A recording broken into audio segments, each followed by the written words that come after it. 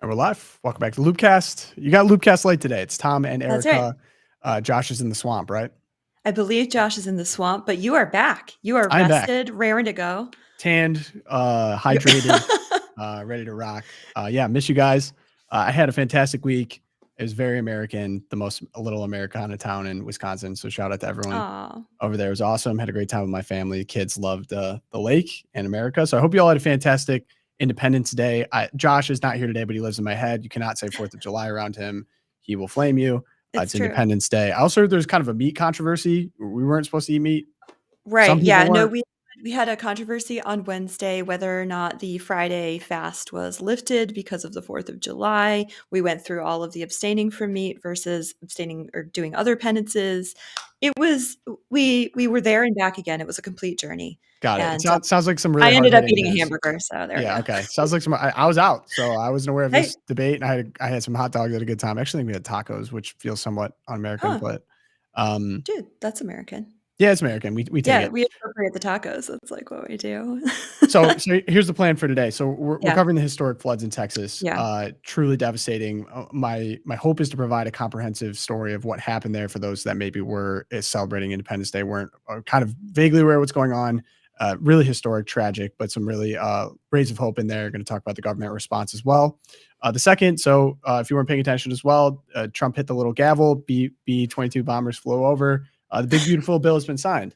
And I actually got the pleasure. I know that he came on last week. So if you want more comprehensive coverage, Tom McCluskey, who's actually in there talking with a lot of these senators on the Hill, gave his 2 cents. I talked to him again this morning to give the program here a wrap of what it actually is, what it's going to do, give us some perspective, which I think is going to be helpful. Hopefully for everyone here. I had to go back like, what is this thing? It's a big, beautiful bill, of course. So we're going to talk about that. We have a little Traditionis Custodis talk as well as breaking news. Yeah, a little Latin mess. This past week. I know it's hot in the streets in this program for sure. And we got good news. We got Twilight Zone. It's going to be a great show. But before we get to that, we got to talk about our sponsor for today, Erika. Yeah. So our sponsor today, I love these guys. We have the Cunninghams again. This is the Cunningham team at Inspire Advisors. Do you realize your family's investment portfolio can be a powerful weapon to help restore Christian values in today's culture? And don't we all want to do that? Do you know you can invest well and not offend God? Also into that, the Cunningham team at Inspire Investor Advisors, can build you a quality portfolio that aligns with solid Catholic beliefs, shunning abortion, pornography, and the like. The Cunninghams build custom, biblically responsible portfolios for their clients in all types of accounts. They even offer 401k plans with these same options. Venerable Fulton Sheen, big fan here on the program, said, quote, "I wonder maybe if our Lord does not suffer more from our indifference than he did from the crucifixion." Well, that's sobering. So do something virtuous for your family, faith, and country. Reach out to the Cunningham team today for a free portfolio evaluation. You may be surprised what you are inadvertently supporting right now. So see their contact information on the screen. There is a QR code for those of you on the YouTube, and you can follow that to the website. Investment advisory services are provided by Inspire Advisors LLC, which is a registered investment advisor with the SEC. And their tagline is Viva Cristo Rey, long live Christ the King. Hard to go wrong with that one. Hard to go wrong. Thank you to today's sponsor. Very much. So getting into the show today, and I actually see we have some people from Central Texas in here praying for you guys. This is really crazy. So I'm gonna pull up headline here. This is updated since then. I'm going to resize. There we go. Yeah, we're over 80 now for this. These numbers have gone up. This was reported in the Loop this morning, of course, every Catholic's favorite morning newsletter. But on July 4th, several devastating flash floods struck Texas late at night, primarily impacting communities along the Guadalupe River in Kerr County, Texas. The river surged 26 feet in just 45 minutes and reached the second highest recorded level in history. Many were caught off guard. Among the hardest hit was Camp Mystic, a Christian all-girls camp. At least 82 people are dead at this point of recording, including 27 children, and dozens are still missing.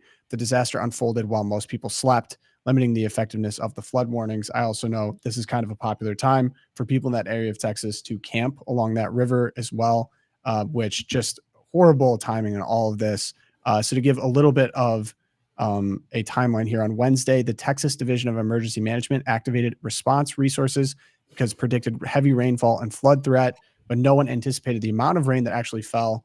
The National Weather Service, Austin, San Antonio, said scattered to moderate to heavy showers continue to develop and expand into hill country. On Thursday, the National Weather Service warned people that floods were a possibility, and the local government was informed, though no one was sure exactly when the storm would hit. Then at Friday, 12:30 in the morning, more specific flood warnings were being issued. At 1:30, they were said that flash flooding likely overnight with some significant impacts possible.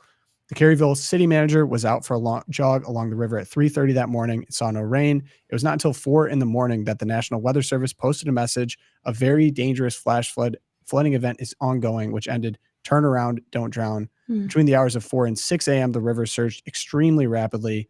And according to the DHS, the weather reporting was timely and accurate. It was the lack of people reading this information that was the problem. That's directly from the DHS's Twitter event. I mean, if anyone's curious about what the speed looks like, it really is shocking and historic. I have some from the state troopers here. We got to look at just how high, how devastating this water got. Let me see. Here comes the water. And I mean, it basically just swallows up this bridge. I mean, this is when everyone was already awake too. Hard to imagine if you're at a camp town by the river, what you're dealing with, but this just comes At right 3 in over the this morning, bridge. right? It was crazy. Yeah. I have some during the event too. I mean, this is just, I mean, Oh my gosh. really crazy to watch.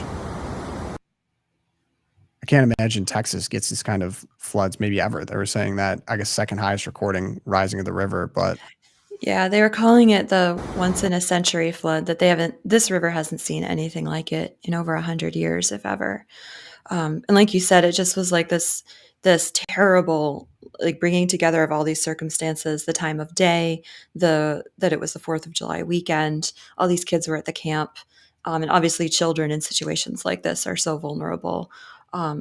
Yeah, I spent more time than I should have, like looking at footage of people standing by the river and like with their phones out, and here comes this massive wall of water just down at them, and they're like finally running to get up to high ground. Yeah, just terrifying to think about. yeah. And so we're talking about the aftermath here. Over 800 people have been rescued, including over 100 people have been airlifted out of the area. There's been a lot of really cool footage of helicopters. Helicopters now super valuable, dropping in, picking people up. Hundreds of volunteers have shown up. And there's miles of debris at this point still to comb through. But we have some, I mean, so Pope Leo actually came out and addressed, which is cool. Talk about having an American Pope now saying, praying, mourning the victims in Texas. So that's just a cool element to all of this. But there's a young man at Coast Guard. You get these stories that come out of this. Coast Guard rescue swimmer Scott Ruskin saved 165 lives in the Texas flash floods. Take a look at this young man here. I think he was asked by one of the girls he's picking up, can I take my teddy bear? Can I take my stuffed animals? My stuffed animal? Said, yeah, of course. Take him along. It was his first deployment too. I mean, this was his first deployment as a member of the Coast Guard after training. And can you imagine that being your first call?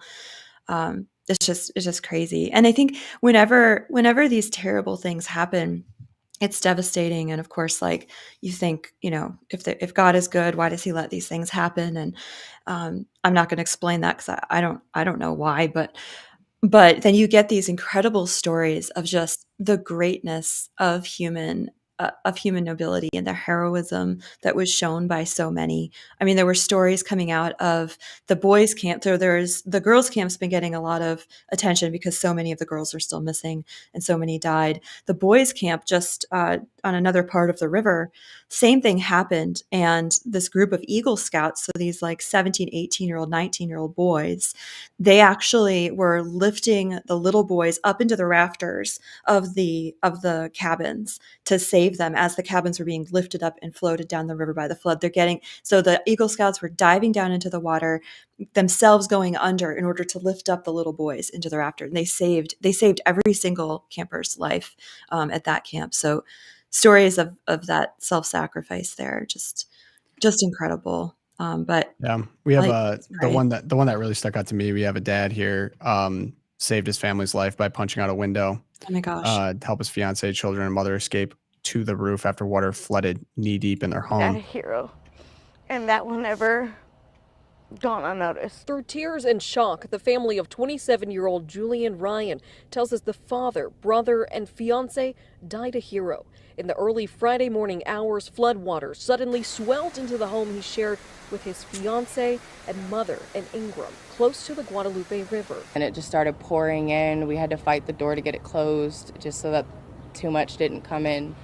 And we ran back to the room and we started calling 911. Julian's fiance, Christina Wilson, says after 20 minutes, the water was up to their knees. Julian punching open a window to try and get her, their children, and his mother to the roof. It severed his artery in his arm, almost cut it clean off. Christina says they kept calling 911, but no one came in time to save him. About 6 o'clock, my husband was dead. He had lost all of it, all his blood. He looked at me and the kids and my mother-in-law and he was like, sorry, I'm not gonna make it, I love y'all. Christina says she found her fiance after the water receded, but his body wasn't recovered for hours. Now, loved ones remember the man they call a hero. He was the hero out of this story. Especially when they told him my brother is dying. They should have went to him first. I mean, that's how I see it. He's just the kindest person I've ever met in my life, and I will forever love him no matter Wow. That's incredible. Yeah, I don't even know. So much to say after that. Yeah. Guy's a hero. So I did promise as a part of this, I know just at this point, everyone's asking for government response, trying to point fingers, what went wrong.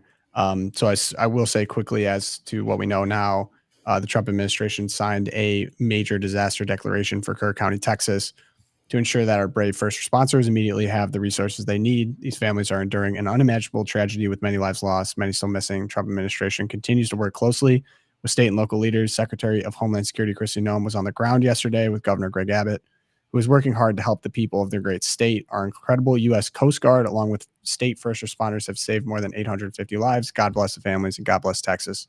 That's straight from Donald Trump himself on Twitter. And yeah, there's a video also of Kristi Noem on the ground there, and the National Guard has been brought in at this point to rescue. We already have some footage of them in trucks on the ground here, pulling out the rescue girls from the camp.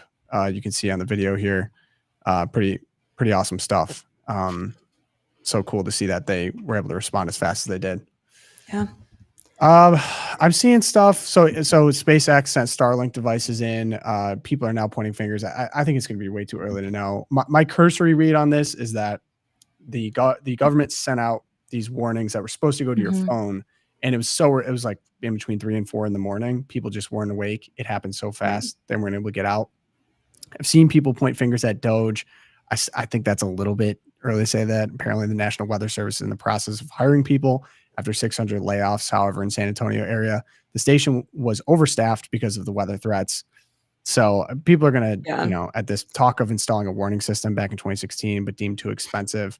Hopefully whatever we learn from this after investigation, it seems like we're on it right away. The right things can be done if this could ever possibly happen again. In case of it's a go forward. I mean, it was just like over the top reactions from people just looking to immediately blame Trump. And of course, with all the talking points on the big, beautiful bill, which we'll get to in a minute, all of the talking points are like, see, this is what happens when the government is underfunded or when you cut funding to the government. David Axelrod was like, this is a canary in the coal mine, just warning Americans. And then, of course, the most disgusting reactions are, well, it's a bunch of Texans and they voted for Trump, so they deserved it. And of that is classy. So classy. Yeah, right. So classy. It's just disgusting. And what right now that matters is prayers for the continued recovery and rescue efforts, which are mostly recovery now, of course. Those prayers are so important. It's kind of like the best and worst of the internet happening at the same time. We get to see the story of heroism here from that young man who saved his family. And then at the same time, people just get off pot shot, quick reactions of like, see, it's your fault. They deserve to play. Like, what have we been doing here?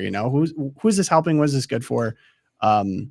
So yeah, I guess whenever we have these kind of disasters, it's just like, what do you do other than pray? And then hopefully that there's a quick response from whoever's in charge. And I will say, I'm not even here to like compare it to other disasters, say under the Biden administration or whatever else. I know there's all that controversy over FEMA and how it's funded, and that they weren't giving aid to people with Trump signs. So there was a big investigation there. I'm in the camp, we take care of everyone during disasters. And so hopefully that's done in this case. So That's about all I have to say on it, Erica, if you want to get into the BBB. Sure. Let's do some BBB. Okay, so I'm acutely aware that this was discussed almost ad nauseum with Tom and I've done so much Rachel Woolard. BBB talking, but it was great because now we'll it's keep it done. short Now because it's the law of the land. Yeah, so signed into law while people were at the cookout, hopefully, and this hilarious video of Trump now hitting this. Ready?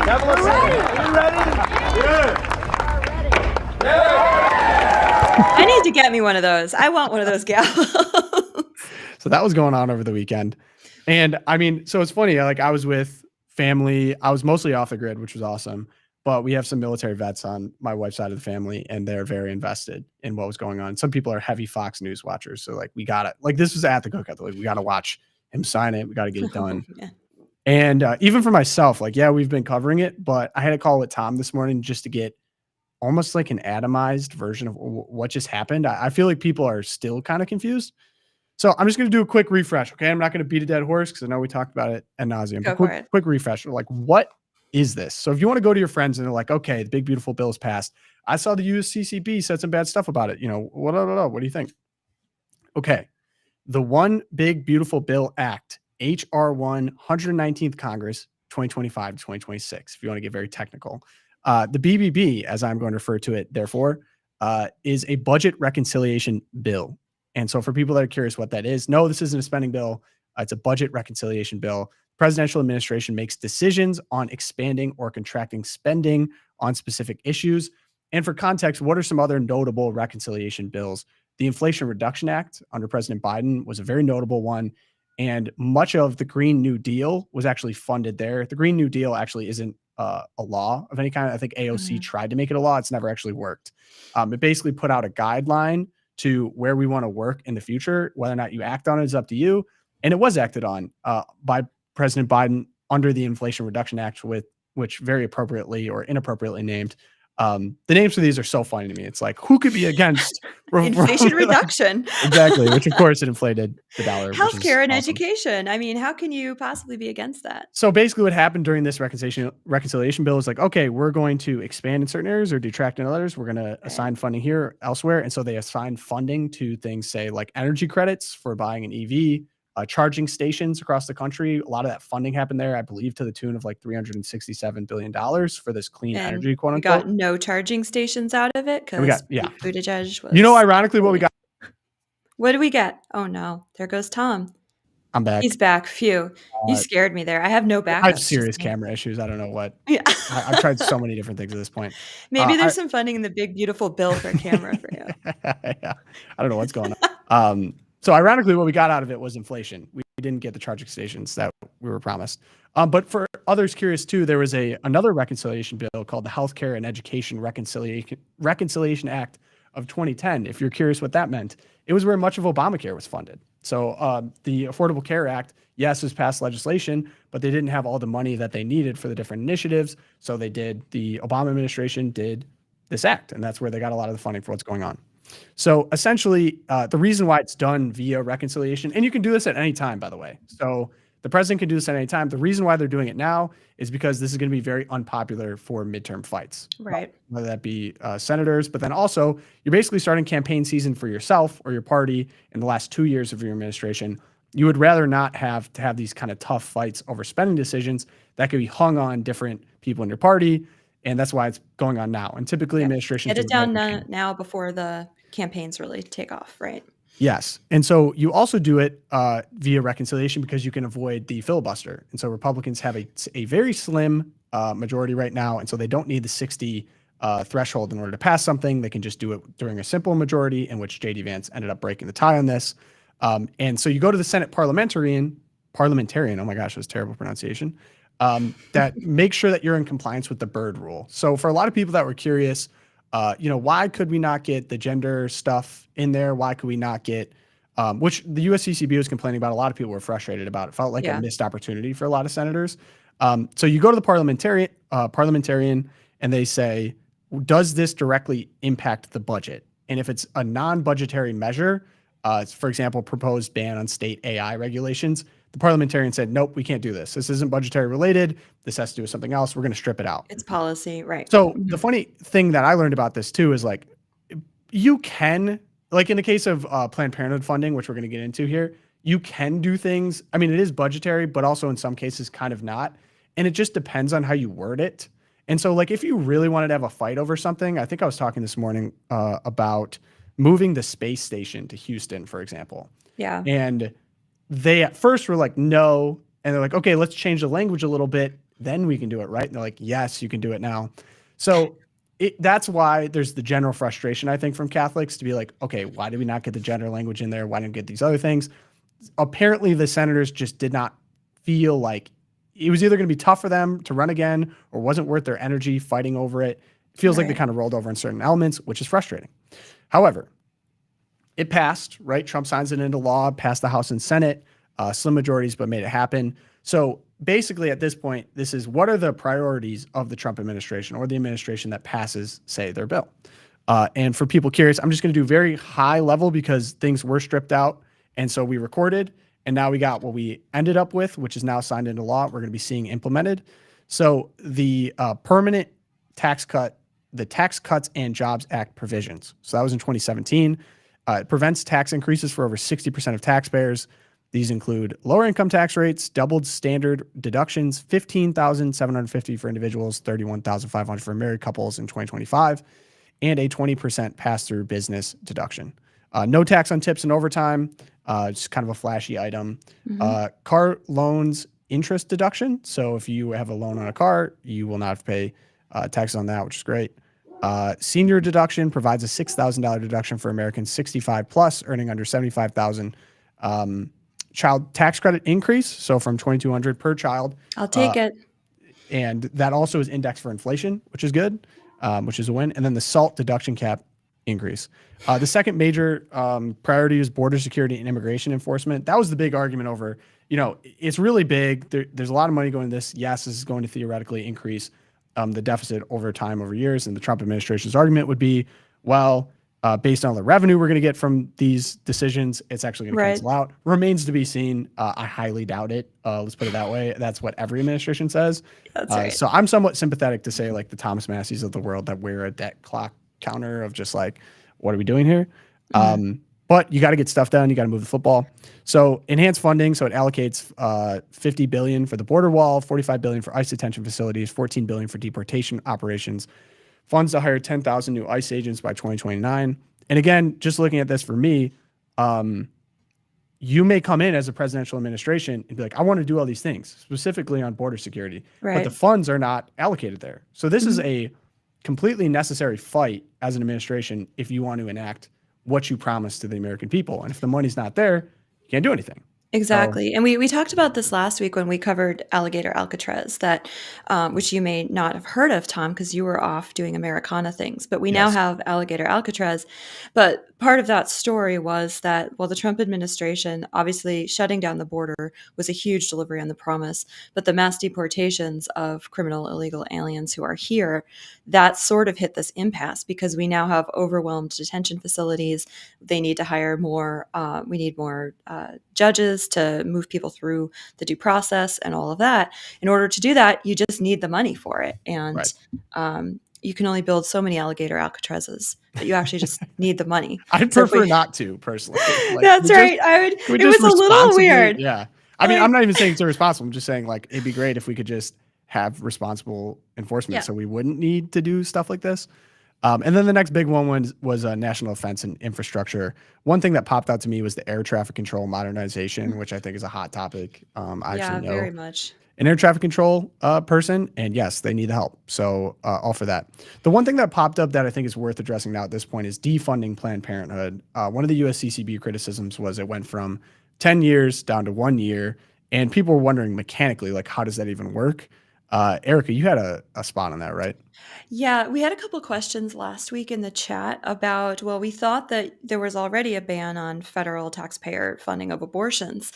So what the bill does now here is it's doing a 1-year ban on state Medicaid payments to any healthcare nonprofit that offers abortions, and that received over $800,000 in federal funding in 2023, which is the budget that they're comparing this to. So that restriction, because Planned Parenthood's primary industry is abortion, it jeopardizes its ability to keep going in some states. So federal law, yes, it already prohibits the Medicaid dollars from paying for abortions, but because Planned Parenthood offers other services, including gender bending Gender-affirming care, medicine, yeah, like, right? all this Yeah. other great stuff, right? They were able to still pull in those federal funds to the tune of hundreds of millions, if not billions of dollars every year. So yes, the 1 year is not 10 years. We would prefer to have 10 years, but nevertheless, there are already reports that Planned Parenthood is going to shutter upwards of 24 facilities around the country because of this cut. So it's the first time in U.S. history that we have actually defunded Planned Parenthood successively. So in terms of baby steps, yes, it is a baby step, but it's a step nonetheless. Towards A historic step, by the way. It's never Yeah. been done. Like I was talking to Tom, he's like, I think Historic. on record 20 years, but way before that, we've been trying to do that and nothing was able to get done. So Yeah. even if we just left with this and the child tax credit, the border enforcement, like a big win, obviously you Right. have to work. with Well, the in other side. making You're not gonna get everything in you want. making the tax cuts from 2017 permanent, Yes. that is a massive win. So Yeah. you see these accusations, especially from the Catholic left, that this bill ignores the poor and it ignores the marginalized, and you're like, well, I mean, yeah, if you don't include unborn children and you don't include like Right. working class families and married couples in poor and marginalized, then maybe, but So yeah, and actually on that point, Erica, we have someone in the chat who I wanted to address this as well, is talk about Medicare cuts. yeah, And we should talk about that. first off, I always laugh when I hear the word cut. And I even saw it in the USCCB.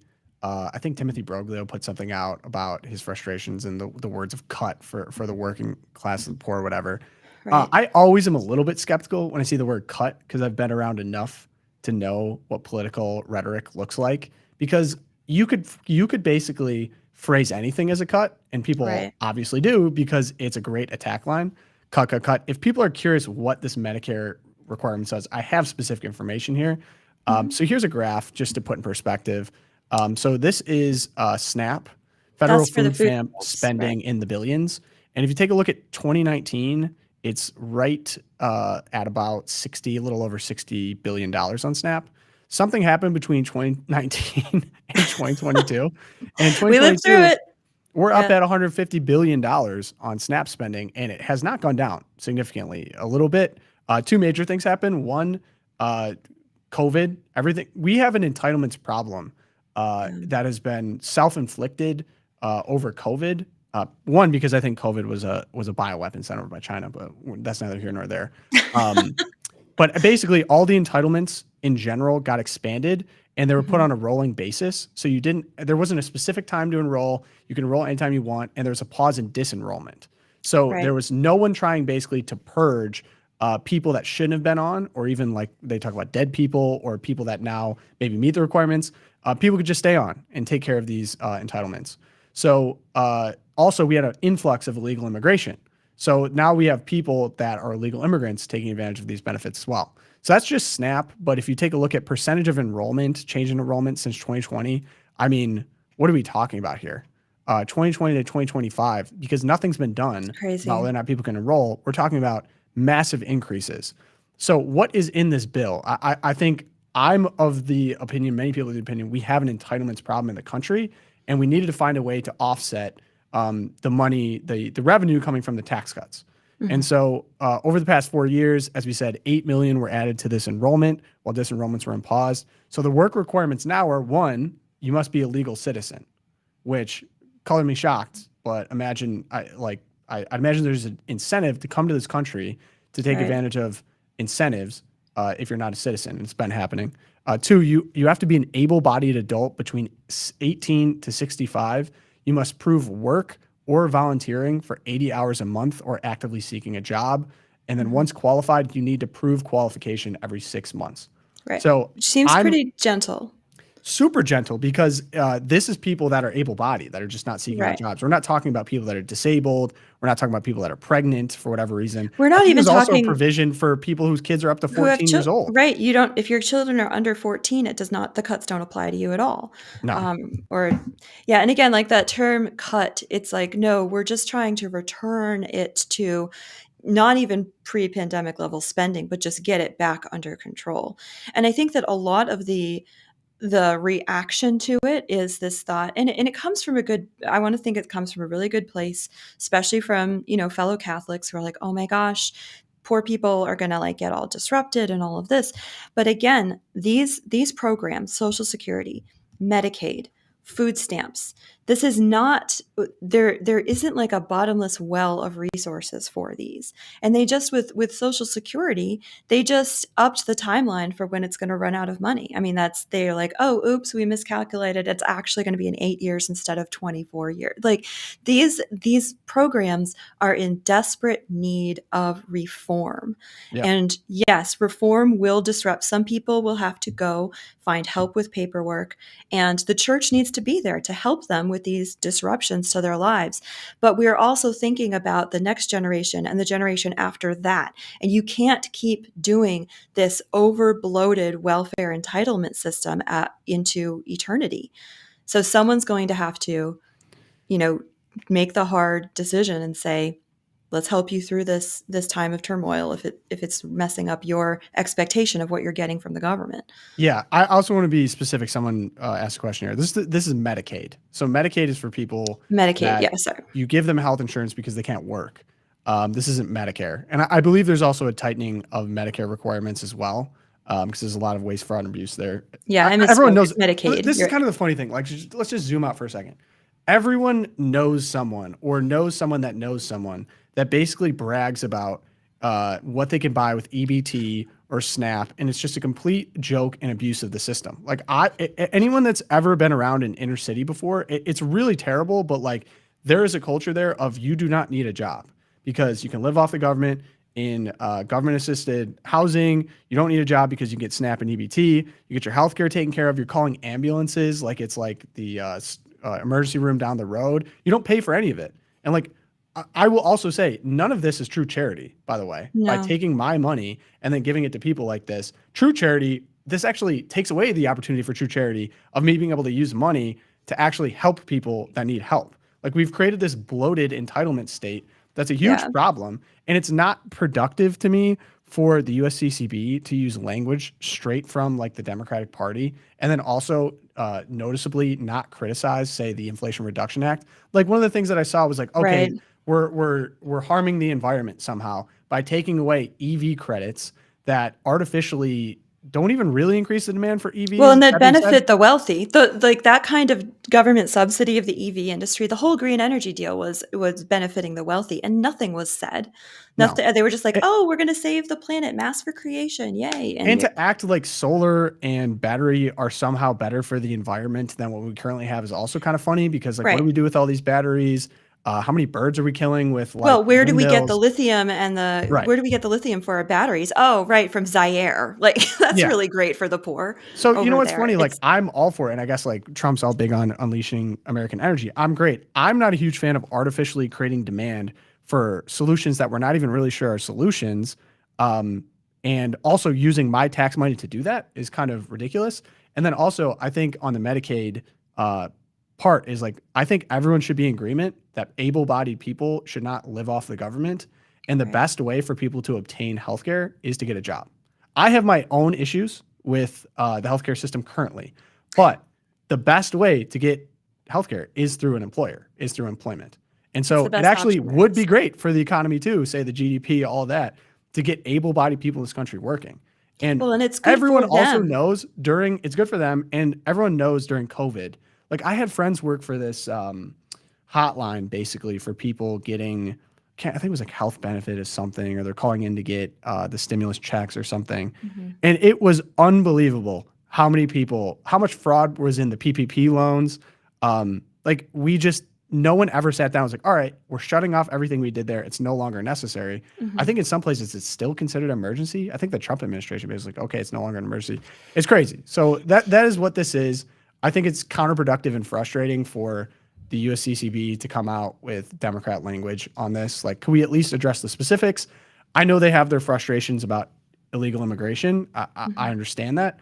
But also at the same time, there's been language of, well, a country has the God-given right to enforce the laws on their border based on their sovereignty. So it's kind of like, okay, It's can like, we well, work how together do you here? do that? Right. You know, Right. like I would love to start working together. Yeah, I'm sure it's frustrating for Catholic charities who got all of their funding, basically, or majority of it, from taking care of illegal immigration. It's a policy change. Right. It's like, okay, you're no longer necessary. This is not a moral good, basically, to exist beyond what you're being used for as an arm of statecraft. So I would say my biggest frustration, and like I think Elon, I think I had my Twitter. He's Elon gonna was start a so new party. frustrated. New party, the American Party. New party alert, the American Party, which I guess like, hey, No, if you Elon. want, like, you know, if you want to do that, go for it. All good time. But yeah, I think I've learned a lot even about the specific rules of how this kind of thing is done. You know who endorsed the And- American Party, Tom, this morning? We had Mark Cuban came out and endorsed Oh, the American gosh, Party, sorry. and former Vice President Mike Pence. So, I mean, that kind of Oh, I'm out if Pence is involved. I'm out if Pence Josh is would- involved. Yeah. No, but I just wanted like Sure. one more point about this. Like when churchmen, you know, when the church leaders, especially the bishops, start to make statements about specific policies from the government, and without taking into account the nuances and the issues they're trying to fix, and sort of assuming just not even addressing it. I don't know if they assumed goodwill on the part of Trump or his supporters, or if they assumed goodwill on the part of Scott Bessent or JD Vance. But when that's at least not acknowledged, or the issues that are, I mean, Medicaid, if you just go look at it, Rachel Bovard brought this up last week. Medicaid pays more money to able-bodied people of working age than it does to pregnant women and people with disabilities combined. Like that alone should be, the bishops should be like, we need to fix problem this here. now. Yeah. Right. But there's no acknowledgement of that. And I think that just ends up, you know, throwing discredit upon them. And I don't want our bishops to be discredited in the public square. I want them to have strong voices. I want them to be respected.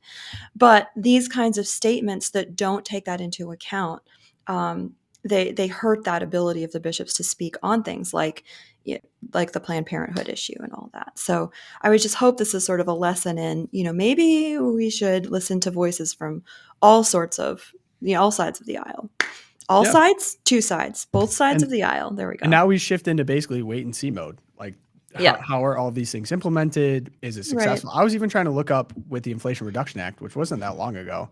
Like, there's still a lot out there that's kind of remains to be seen, or like, you know, does this work? Does this not work? And then every administration basically changes so much of their priorities in the span of like, that was 2022.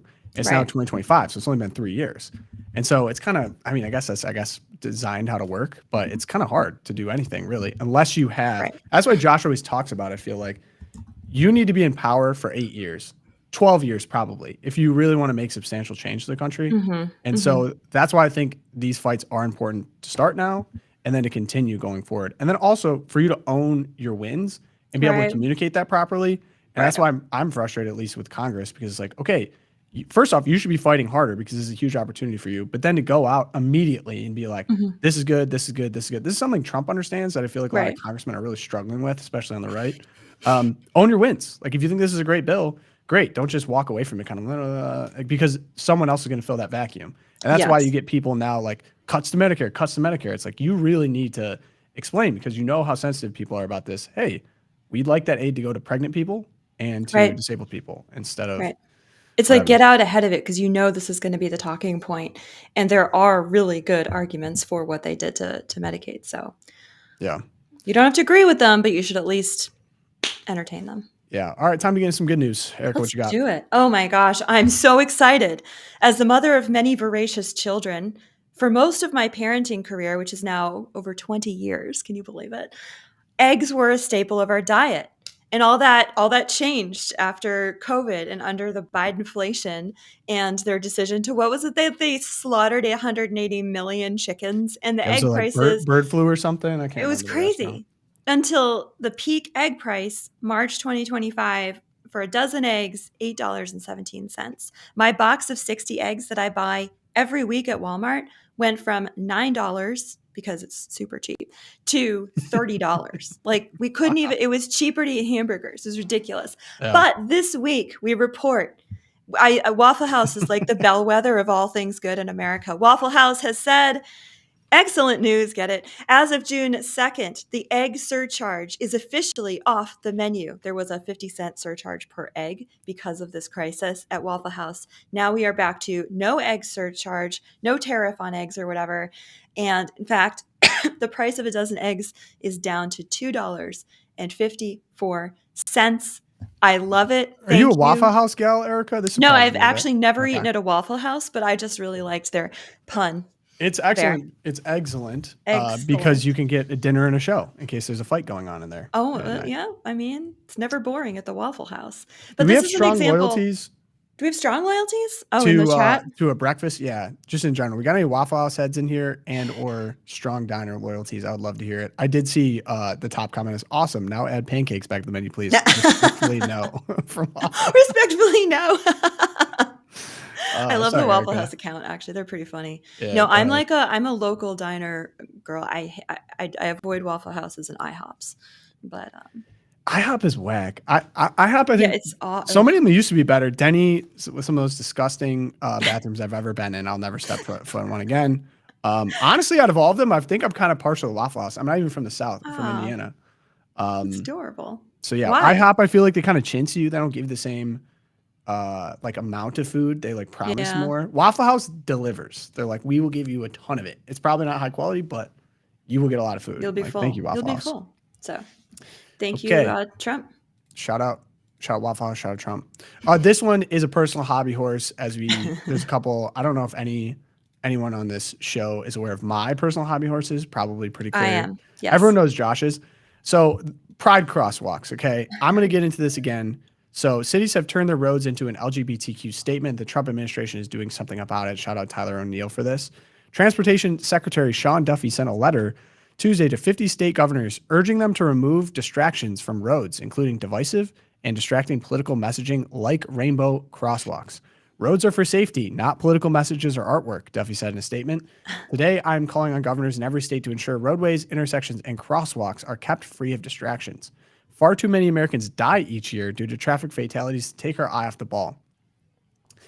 And then they stand ready to help communities across the country make the road safer and easier to navigate. I love that that's the reason he's using it. Whatever it takes. They're the dumbest things ever.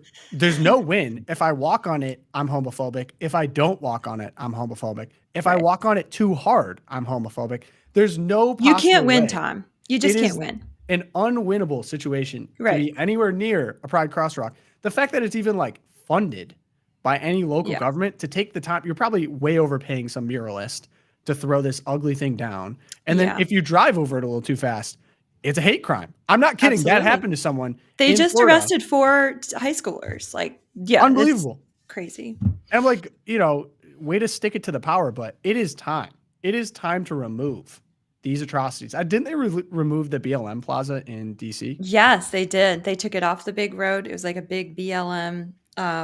They painted it down the middle of the road, plus the crosswalks and the flags. Took it all down. They're like, this is just a road now. It's just a road. You drive on it. You can walk it, cross it with your pedestrians. That's all we need. Roads cannot be racist and roads cannot have a sexuality. Right. And I voted to That's get it. back to roads being for traveling. Let's just be roads. Right. Shout for out- everybody. Shout out Sean Duffy, Catholic, awesome. Love that guy. Okay, that's what I got for my good news. I'm happy to get rid of those. Hopefully that starts happening That soon. was Erica, good news. Hey. you were in the Thunderdome. Let me Oh pull my it up. gosh. I was gone. I was Yep, aware this was yep. happening. Let's just say we have the latest episode of The Deep, as it is known. Shout out to Erika for doing this. Let me Oh, pull it up real thanks. quick. It was Shout a out to cool Taylor intro. Fergon for sponsoring the Deep and this opportunity. So Yeah, this was Erika crazy. got into let's play Oh, this that's a little great bit. face. See Thanks for the intro, freeze yeah. frame. That looks really, I'm like rolling my eyeballs back in my head. All right. I love seeing ahead, go Simon's ahead. intro, so I'm gonna run it. Going on Jubilee and Surrounded. The first time that you actually know for certain who you're talking to is while the cameras are rolling and they walk into the circle. I thought we were gonna get some sort of like Jordan Peterson finally comes out as Christian moment. I want to get to the core of what you're arguing here. The core of what I'm arguing is What would make it reasonable to not believe in God? I don't think that's an unreasonable conclusion to get to. You're making this massive divorce between the psychological and the real. I don't think that I have to say that for somebody to find peace, the entire endeavor must be true. I think that that's entirely wrong and has been very damaging. But it doesn't work for everybody. Are these stories serving us, or are we serving these stories? Does the truth of it matter? That was the question. So Erika, what did you do? What's on our YouTube channel for all to view? Gosh, yeah. So this is a long form. It was a debate / conversation with Cade, and so those of you who saw, Cade is a YouTuber. His handle is xtradgay, and he reached out after I did my reaction video to the Jordan Peterson Surrounded, which I give him credit for. Like that Give him a took ton of some credit. guts, right? Yeah, Yep. no, it was really cool.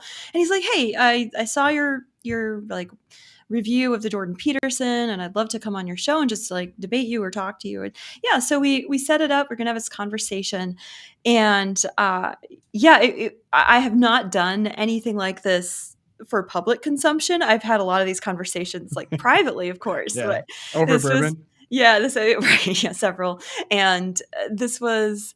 It was an interesting experience for sure. Remembering how frustrating it can be to debate someone who is like a complete relativist. I mean, it came down to, he said things like, well, as long as you found peace in Catholicism and you found so much joy and peace. I'm like, well, I mean, I have, but like, it's not exactly easy or comfortable, but we spent a lot of time trying to find something we would agree on. And then we would find it, and 10 sentences later, he'd just be like, oh, it's all relative anyway, though. So it was a difficult conversation to progress anywhere. So right? this was your first debate experience. Yeah. What do you think went well? Yeah. And what do you think you could have done better? Yeah, I'll start with the latter. So I think what could have gone better is to have more structure to it. We'd kind of planned on having these 4 claims, like the Surrounded videos from Jubilee, these 4 claims that we each kind of gave a response to. After we got through the first claim, which was, does God exist and does it matter? Which he wouldn't answer. I kind of morphed it. I was like, okay, maybe we're just going to have more of a conversation here and then tack on gay marriage at the end. The last segment's all about like why he thinks gay marriage is fine and I don't. And I think we got deeper into the morass of his relativism because of that editorial choice that I made after the first claim. But so I think more structure would have been better just in terms of a better product. I think what went well, though, was that he was super respectful. He's really well read. Being an ex-Catholic, if you can be such a thing ever, it was fun to talk to him because like I would reference G.K. Chesterton and he'd be like, oh yeah, that's Chesterton. So that was great. Like it was good to have someone who was pretty well read. And we were able to get to the point of like, why are you not Catholic anymore? And he just said it. Like for me, the best argument against God and the church is the problem of evil. And something like what just happened in Texas, right? Like these little girls just drowned, probably terrified, screaming, why would a good God let that happen? Ergo, no God. I think that's probably the best argument against Catholicism. It's actually an argument for it, but I won't get into that here. But he just said right out. Yeah, he just said right out, well, I found the burden of practicing the faith was greater than the certainty I felt in the church. And to me, that was, at least he has that self-awareness that I just didn't want to do it. Right. And I don't think he would put it like that, but being able to have him articulate that finally, that's true of so many people, I think, who leave the faith. The burden's too great. Was it like when Jesus, like many turned away? Yeah. I'm forgetting the exact. The young man who goes away sad. Yeah, Jesus says, And that's what I felt like with Cade. He's a young man who's still searching. He's sad. And one of the most beautiful things to come out of it for me personally was just this conviction of we need to pray for them because like his story's not over yet, right? Yeah. And he's definitely still seeking. So Yeah. I hope people watch it. I want to hear feedback. I really genuinely do. It was the first time we've done this. Like, should we Yeah. do more? Were we one and done? Like, please watch the video. Let me know what you think. You can email Tom Yeah. at what are we at? loopcast@catholicvote.org. loopcast@catholicvote.org. And please, like, give me your honest Yeah. feedback. Please do. That's actually important to us because Yeah, really. my whole impetus for doing this was he reached out, I saw it, and I knew he was on the Jubilee debate. He saw Erika's reaction video, and some people were like, oh, should we, is this what's best for him? Is this like, I actually appreciate the internal debates that happen because at the end of the day, like we just want what's best for everyone's souls. Right. And we're like, oh, should we do it? Should we not do it? Is it just going to be for cloud attention, whatever? And I will say huge credit to Cade. He was super respectful for the whole thing. And like, he did not come in hot or like felt like he was entitled to anything. It's just like, yeah, I'd be happy to have a conversation about what's going on. And then I was just thinking to myself, like, who better than Erika Ahern? Super smart. We talk about this all the time. And like, if we're just kind of sitting in the three of us, yeah, we learn a lot from the three of each other. I would hope. But if we don't go out and talk to people that want to talk and get that message out, and the best part about it is like, yeah, it's nerve wracking. You do it. There's things that you could have done better, could have done worse. And now it's out there. And then people get to decide like, okay, well, here, and then people can take out of it. Who knows who we impact by a conversation like this. So yeah, I think I got to go watch it, but yeah, you do. I want your feedback too, Pogo. Yeah. You count. More, I would love to do more debates of some kind. I have a little bit of a debate background personally. I'd have to dust it off, but I did a little bit in high school, which I love. And I think the idea is get to the truth, right? So absolutely. Go check it out. It's on the YouTube channel. Catholic Vote. If you just look up Luke, drop that in the chat. We dropped it in the chat. We'll have a description. Awesome. Okay, Traditionis Custodis, hot topic. This kind of broke out. I just saw the headline, didn't really dig into it. So, Erika, what's going on? This was massive breaking news out of Rome. It was on July 1st. Diane Montagna, who's a phenomenal journalist, she's covered Rome for years. I think she started under Benedict XVI's papacy. She was covering and doing translation work.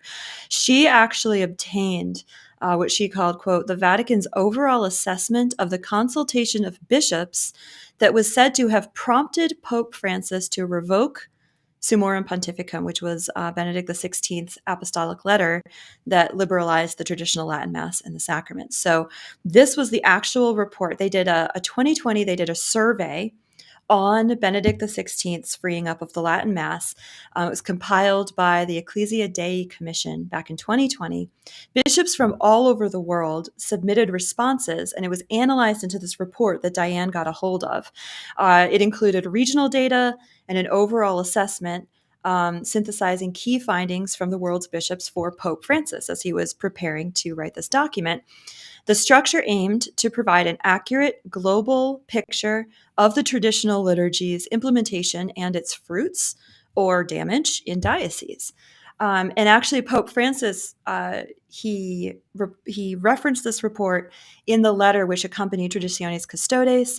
He wrote that, quote, the responses to the questionnaire from the bishops reveal a situation that preoccupies and saddens me and persuades me of the need to intervene. Pope Francis went on, quote, regrettably, the pastoral objective of my predecessors, read Pope Benedict, who had intended to do everything possible to ensure that all those who truly possess the desire for unity would find it possible to remain in this unity or rediscovered anew, has been seriously disregarded.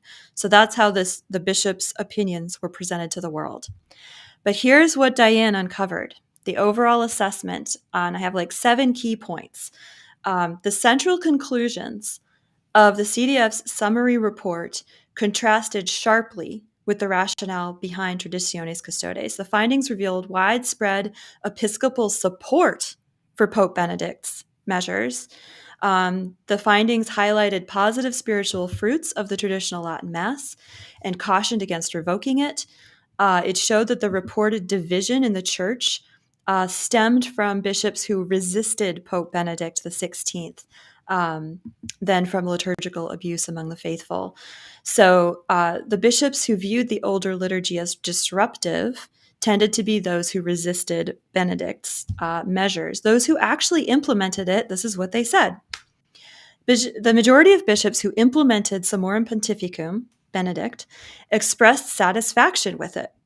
And they warned that repealing it would cause pastoral harm, spark renewed liturgical conflict, and damage the church's credibility, especially among faithful who were drawn to the tradition and younger Catholics. The bishop's report confirmed that younger people were attracted to the older form of liturgy. It was bringing back young people to the faith. The report also highlighted the growth of vocations in communities since Summorum Pontificum. The report recommended studying both forms of the Roman Rite as part of seminary formation for priests. And it recommended let the people be free to choose. So let the faithful decide what forms of liturgy they would want. So that Vatican narrative that we got about widespread liturgical dysfunction appears to have been based on selective interpretation, not on the fuller reality reported by the bishops. You can imagine, Pogo, while you were on vacation, the firestorm that this sparked in the online world among Catholics, the left, the right, everyone, his hair was on fire. Our hair was on fire. Yeah. It was. The Vatican did respond at a press conference that was actually supposed to just be the announcement of this like Mass for the Care of Creation that we just got. A reporter asked Matteo Bruni, the director of the press office for the Holy See, directly about Diane's report.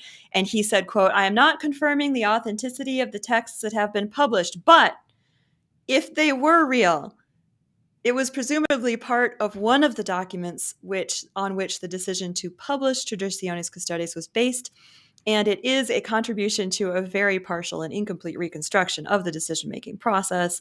He said, the consultation that has been mentioned was supported by other documentation and other reserved reports that Diane did not have access to, I suppose, and subsequent internal consultations. So he totally dissembled it.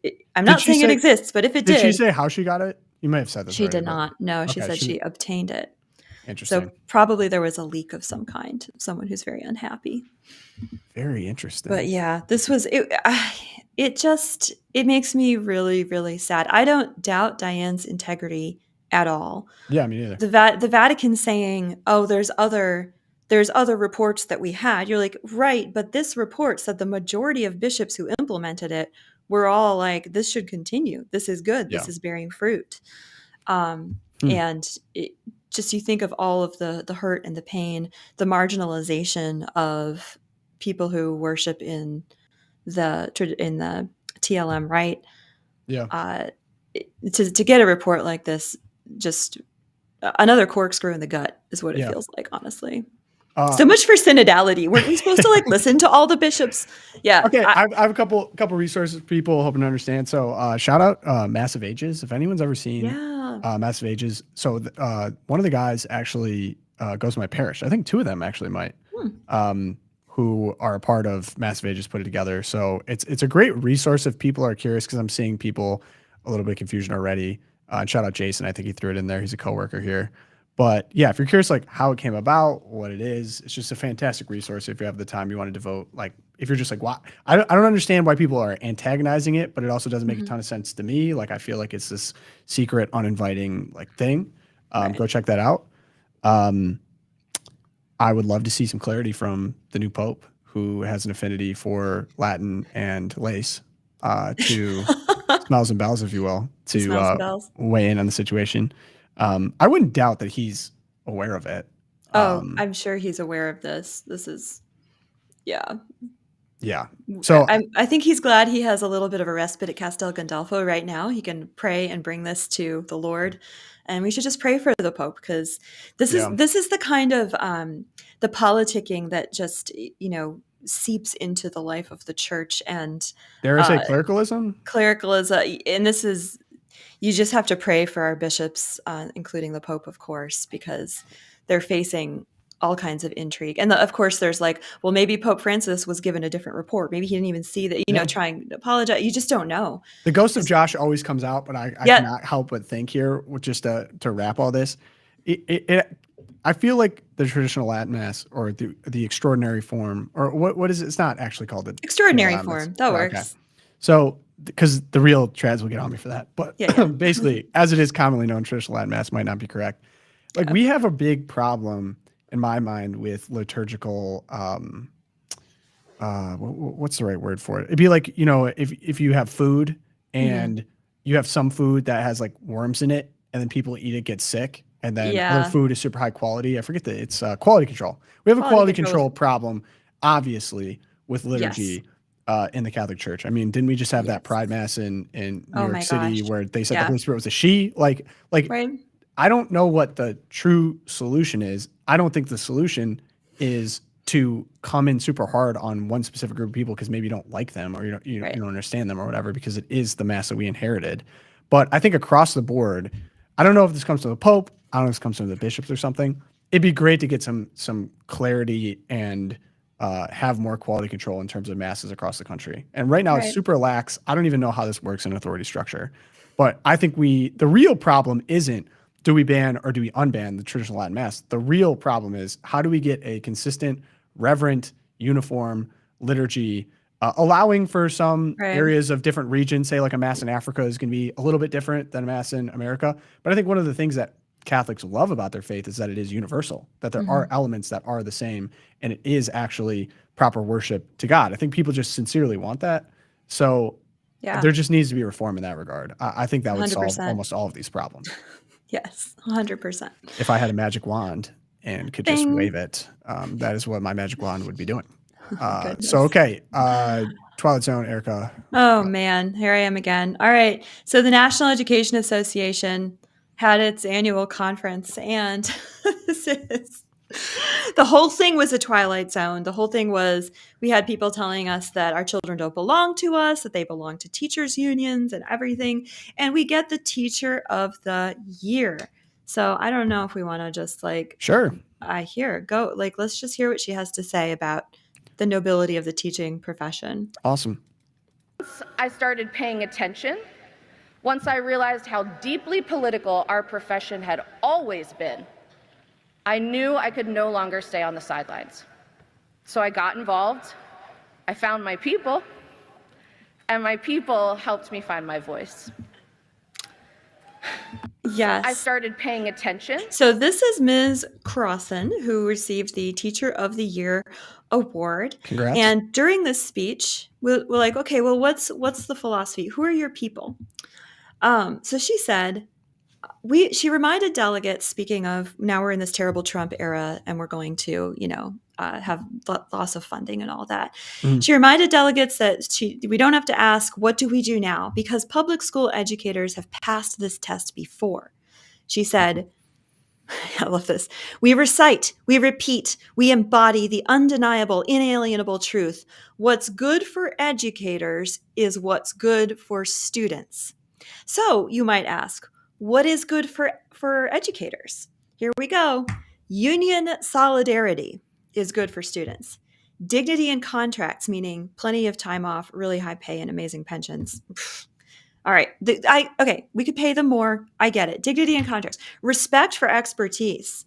Parents just need to respect the expert in the classroom, and regard for an educator's humanity.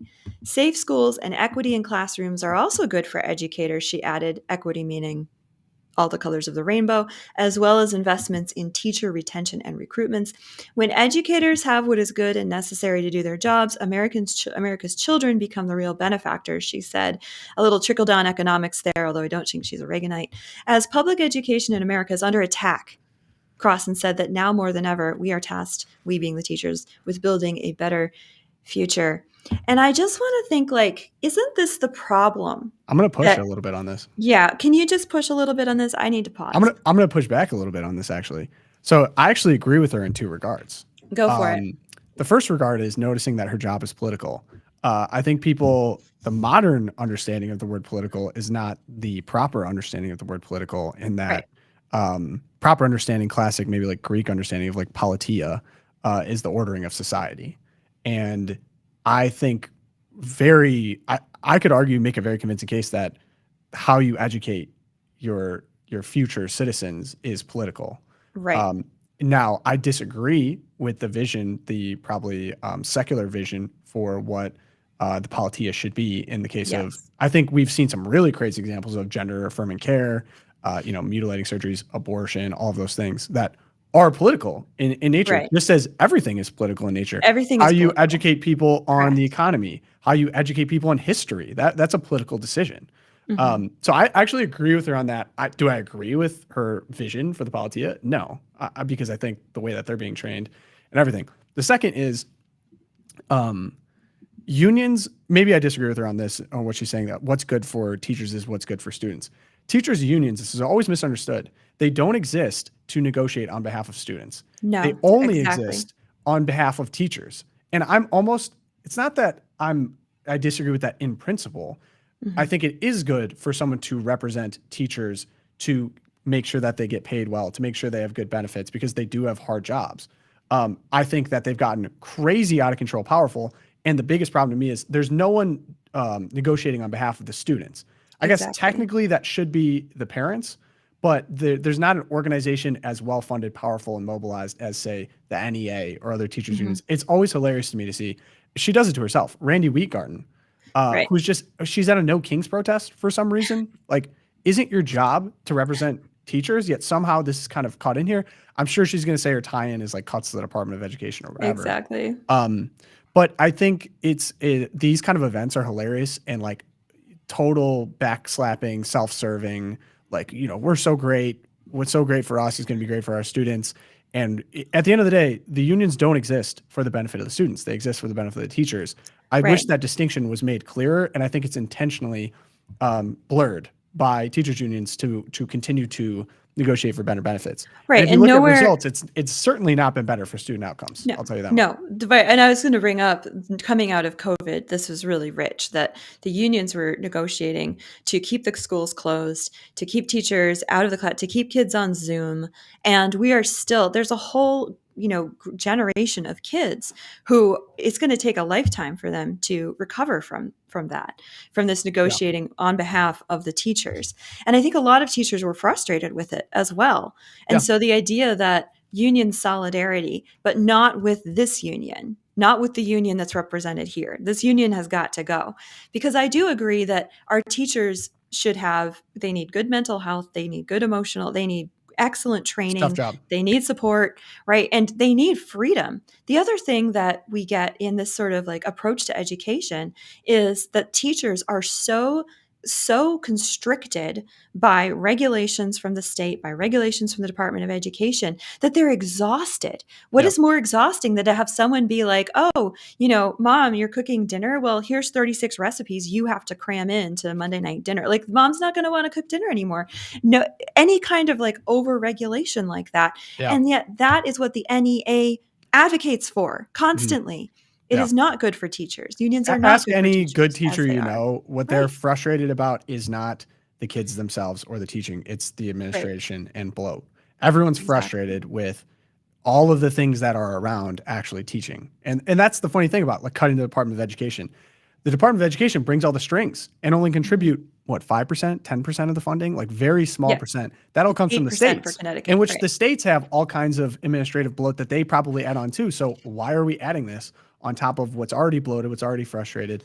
And I just think it's funny. I'm having lots of conversations now as I'm 27 and have kids. Like, people are now starting to think about, what do we do for school? Right. And I do think there's a ton of power at the local school board level. That's why it is so important to get out to these elections that might seem small and don't get great turnout. Much of the decisions are made there. I don't think we should roll over and just give up control to people that clearly disagree with my vision of the good and how we should order society. Because really, at the end of the day, like, everyone's well-being and everyone's education matters. That being said, like, do I think you need to sacrifice your child on the altar of whatever is popular secularly? No, I very much would not. No, and I would very much say, like, even if you yourself are homeschooling your kids or you have them in a private school, in order to give them the best that you're able to, don't step out of the public arena in terms of your local school board. Like, run for school board, make sure you vote in the election and support the candidates who are going to do that. Because, like you said, I appreciate your point. Everything we do is political.